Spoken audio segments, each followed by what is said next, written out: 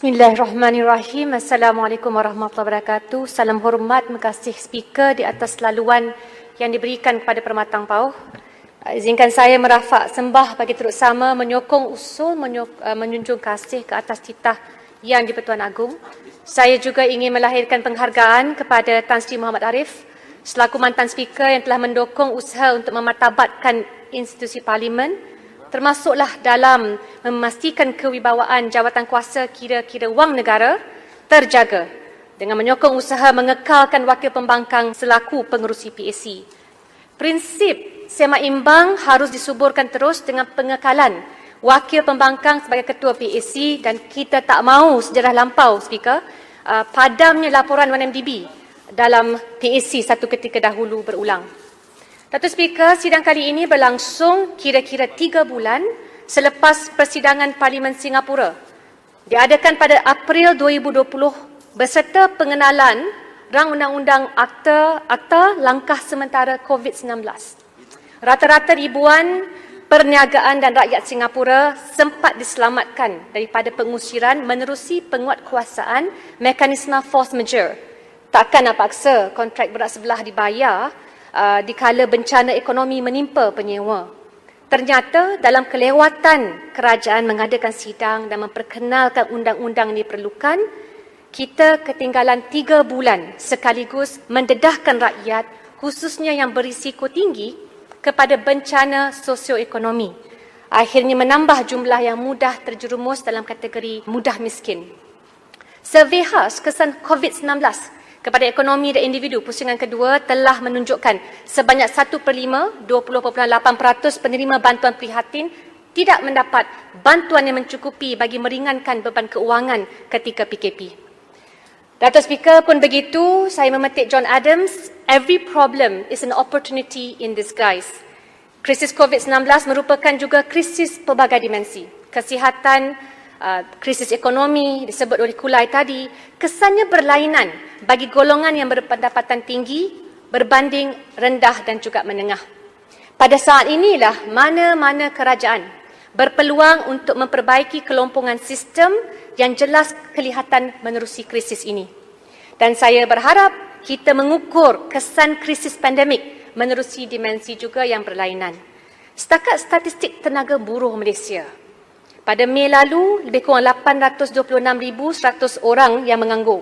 Ini kalau kita andaikan bahawa golongan yang bekerja sejam seminggu pun dikira bekerja. Pekerja gig, menurut kajian The Centre, seramai 250,000 orang. Mereka juga boleh sahaja dikira menganggur kalau gaji dan upah tidak konsisten untuk menampung kehidupan. They are considered underemployed. Dan ini mencecah lebih 1 juta orang ataupun hampir 7% tenaga buruh Malaysia.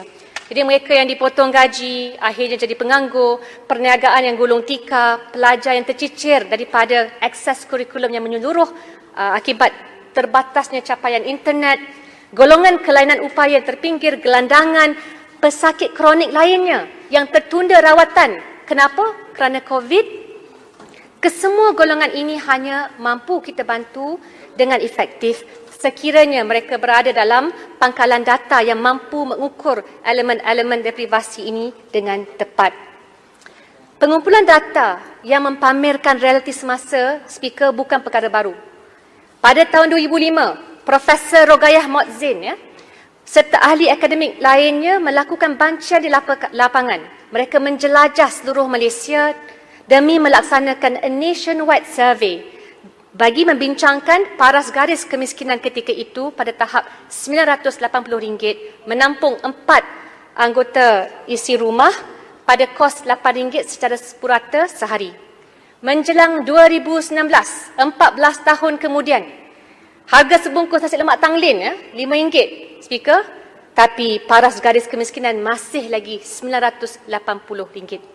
Nasib baiklah menjelang 2020, walaupun pada awalnya ada Menteri Kanan termasuk dalam PN yang mencemuh desakan kenaikan PJK, YB Jeli, Tok Pa memulakan usaha untuk menilai dan menaikkannya kepada RM2,208. Namun, Datuk Speaker, ukuran berdasarkan pendapatan hanyalah satu dimensi.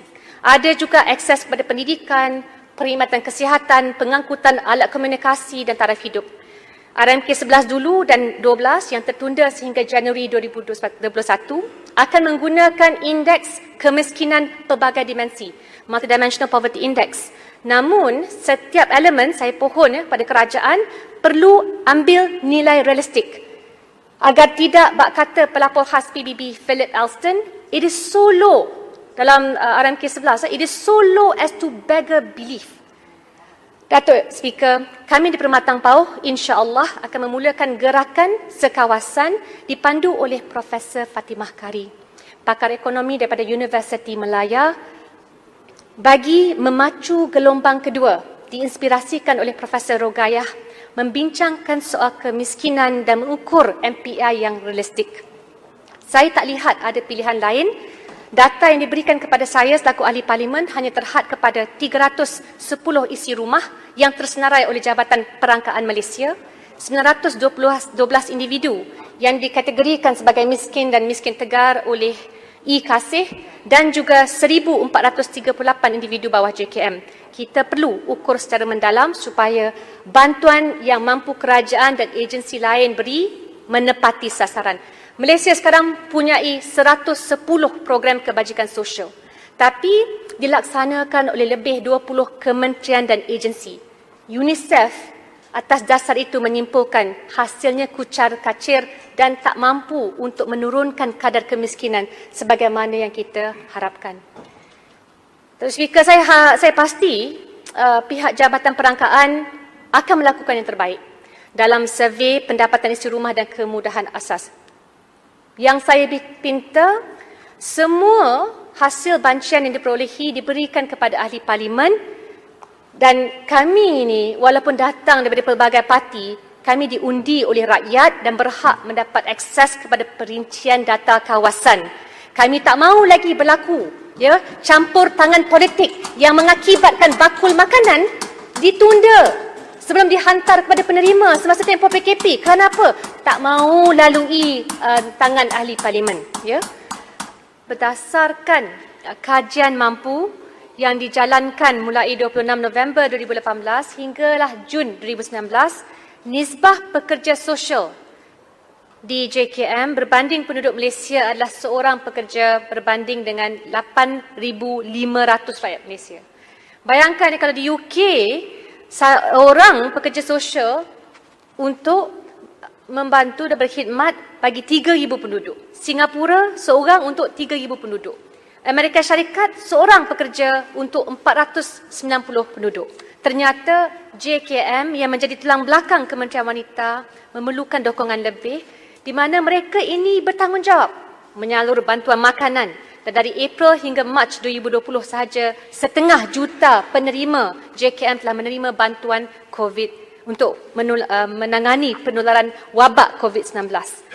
Maka wanita, warga emas, anak-anak semuanya dipayung di bawah kementerian ini. Malangnya Kementerian Wanita hanyalah diperuntukkan kurang daripada 1% bajet 2020.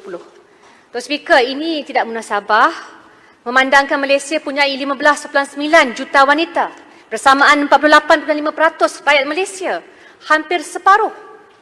As they say, women hold up half the sky. They should rightly get more than 1% of the budget. Tuan Speaker, Kementerian Wanita pada hemat saya wajar dijadikan kementerian kanan sekiranya kita mahu masyarakat melahirkan masyarakat yang penyayang dan suasana yang selamat buat anak-anak kita. Justru seiring dengan hasrat ini, saya pohon pihak eksekutif agar mempercepatkan pengenalan Akta Profesion Kerja Sosial untuk mengukuhkan lagi peranan dan keberkesanan perkhidmatan pekerja sosial bertepatan dengan cabaran masalah sosial yang semakin rumit pasca pandemik. Saya juga minta agar diutamakan undang-undang yang telah dirancang sebelumnya, undang-undang gangguan seksual bagi melindungi mangsa. Sedangkan KDN, baru umum, rela pun akan kebarangkalian memberikan laluan menggunakan senjata untuk meningkatkan kesiapsiagaan mereka, takkanlah pekerja sosial selaku pegawai JKM tidak juga diangkat, barulah mereka dapat melaksanakan tugas dengan jumlah yang bersesuaian, bukan hanya seorang untuk melayan 85,000 rakyat. Seterusnya saya pergi kepada reformasi penjara. Dato' Speaker, masalah kemiskinan dan sistem keadilan jenayah di negara kita adalah isu yang sebenarnya saling berkait rapat. Universiti Melaya punya sebuah kajian, Poverty and Delinquency, a qualitative study on selected juvenile offenders in Malaysia, mendapati ada hubungan yang rapat antara pesalah juvenile dan juga latar belakang kemiskinan pelakunya. Ramai yang tak mampu mengupah peguam akhirnya berkemungkinan disabitkan kesalahan yang lebih berat dari sepatutnya hanya kerana mereka datang daripada keluarga yang berpendapatan rendah. Sebagaimana disebut oleh Puchong semalam, the criminal justice system penalizes the poor. Sistem penjara di Malaysia pada masa ini perlu diperbaharui dan diubah suai. Dan saya ingin tekankan, kapasiti penjara-penjara di Malaysia ini mampu menampung 52,000 tahanan, tapi jumlah yang ditahan melebihi 80,000 orang. Dan ini bersabit dengan banyak kes-kes jenayah di mana mereka yang berpendapatan rendah dihumban rata-rata kerana curi tin Milo dan tin sardin antaranya. Kita perlu faham dalam ekosistem Malaysia sekarang gaji rakyat begitu rendah. Hanya 15% yang layak membayar cukai. Maka bagi mereka yang tidak bekerja tetap dengan keadaan ekonomi semasa, saya berharap Kementerian Dalam Negeri dengan serta-merta melaksanakan pelan tindakan reformasi penjara yang telah disiapkan sendiri oleh Jabatan Penjara Malaysia. Temanya Rehabilitation Investment. Setiap seorang yang ditahan mempunyai keluarga di luar sana. Atas dasar itulah saya gesa agar kita memberi sepenuh dukungan kepada sasaran Jabatan Penjara Malaysia seramai 75% banduan jenayah ringan dikeluarkan daripada penjara dan melalui proses dan program pemulihan di kalangan masyarakat. Ini merupakan agenda yang harus diangkat dalam RMK 12 kelak. Terakhir, Dato' Speaker, saya merujuk kepada Bill Gates. Beliau menyatakan ada dua ancaman signifikan yang perlu kita hadapi dalam era moden ini. Pertama, jenayah bioterrorism. Kedua, penularan virus zoonotik seperti COVID-19. Ada banyak lagi di luar sana. Beliau mengesyorkan agar setiap negara meningkatkan pembangunan 3 elemen utama dalam melawan wabak.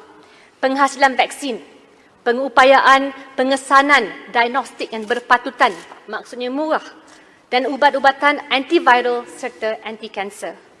Malaysia ini merupakan negara perintis. Kita guna mekanisme compulsory licensing, pelesenan wajib di bawah TRIPS untuk menghasilkan versi generik ubat Sofosbuvir bagi rawatan hepatitis C.